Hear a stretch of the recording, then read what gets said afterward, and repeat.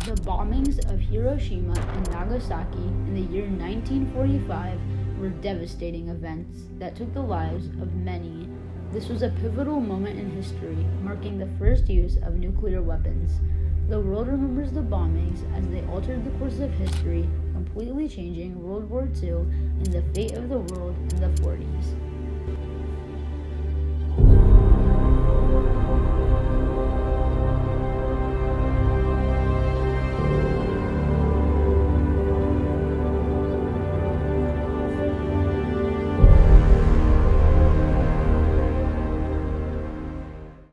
It was the mid-1900s. The entire world was tense.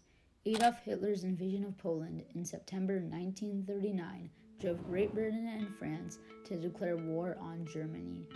The countries Germany, Italy, and Japan, known as the Axis powers, were fighting against the Allied powers, or the countries France, Great Britain, the United States, and the Soviet Union.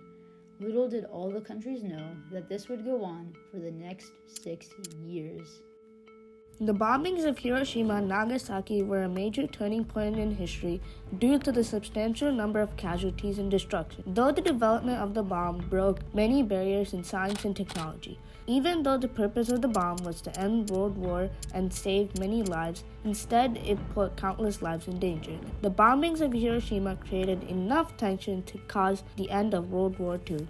On December 1941, Japan bombed USA on Pearl Harbor, causing the US to officially join World War II. US operatives reported that Hitler was working on a bomb that could destroy whole cities. The US had to do something and do it fast. So in June 1942, they started the Manhattan Project, where they would create the first ever nuclear weapon. A weapon that could later create so much destruction that the opposing countries had to surrender to the Allied forces. The Manhattan Project was the code name for an effort to develop a functional atomic weapon during World War II. Many brilliant minds, such as Julius R. Oppenheimer and Enrico Fermi, were brought together to create this bomb. Most of the work for the project was done in Los Alamos, New Mexico, Hanford, Washington, and Oak Ridge, Tennessee. The project scientists were working with great haste because of the race to make the bomb against the Axis powers. In the end, the Allied powers won that race, and on June 15, 1945, the two atomic bombs, Fat Man and Little Boy, were fully developed.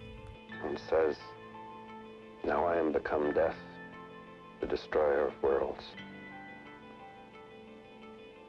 I suppose we all thought that, one way or another. Julius Robert Oppenheimer was known as the father of the atomic bomb because of his work towards its creation. Oppenheimer oversaw the work on the bomb in the Los Alamos laboratory. He was chosen for this position as he was a profound theoretical physicist who was already working on the ability of the creation of the atomic bomb. Enrico Fermi was the lead scientist that led the development of the first nuclear reactor at the laboratory at University of Chicago. He was then recruited by Oppenheimer in the Los Alamos laboratory, and Fermi became the associate director there. After the recruitment, Fermi then conducted early work and research to develop the atomic bomb. Finally, in 1943, the atomic bomb was fully developed.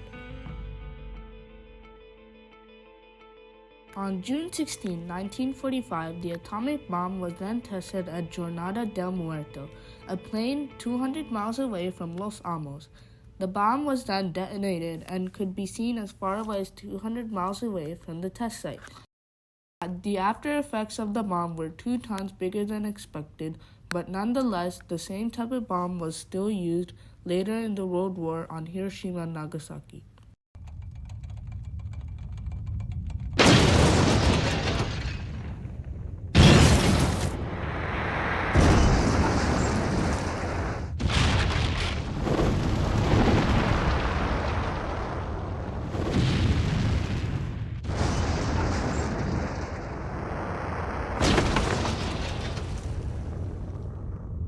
With Germany and Italy surrendering, Japan was losing the war. But even so, Japan kept on fighting. On July 24, 1945, President Harry Truman was informed about a successful test with the atomic bomb and that it was ready for use. Truman decided that he had 4 options.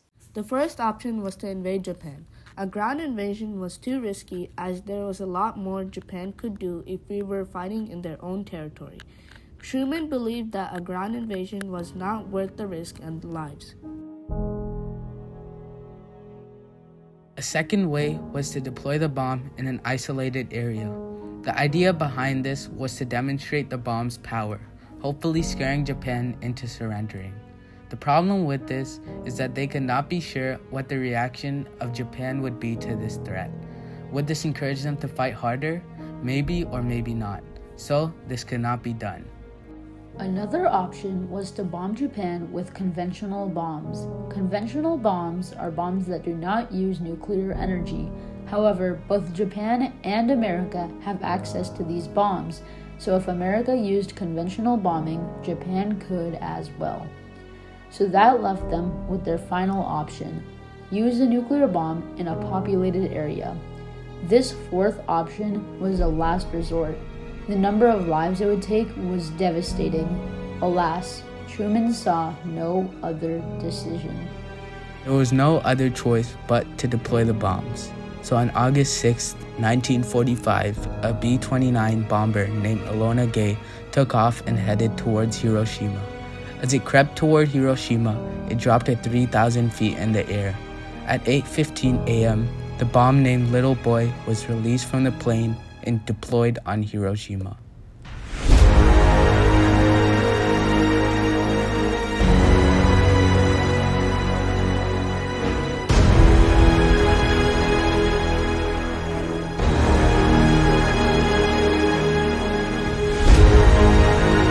Three days later, August 9th at 11:05 a.m., another nuclear bomb, Fat Man, was dropped on Nagasaki.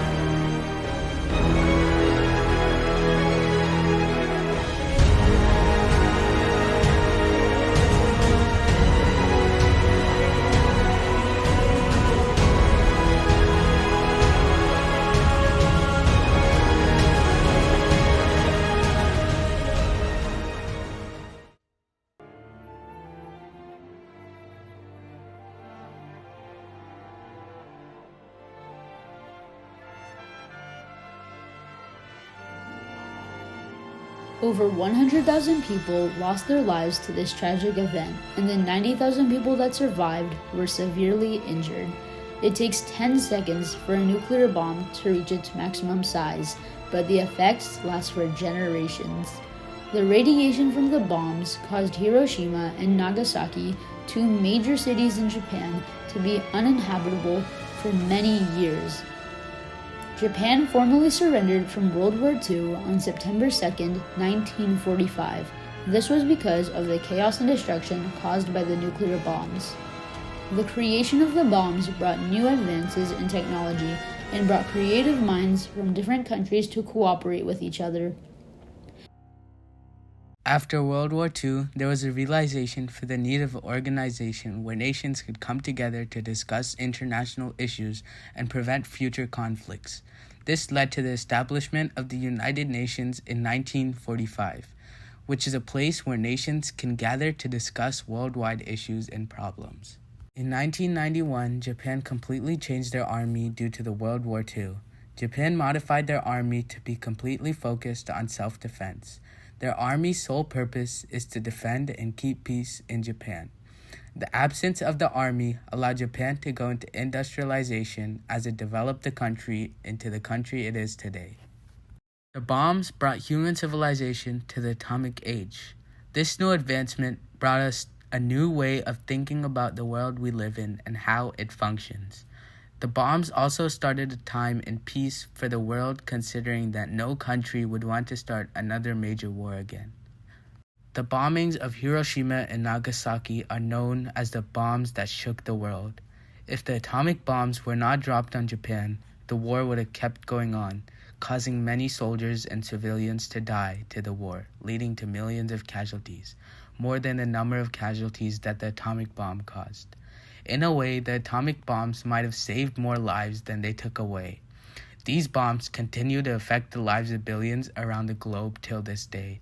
And this just comes to show that every positive value has its price in negative terms. This was said by Pablo Picasso in respects to Hiroshima and Nagasaki.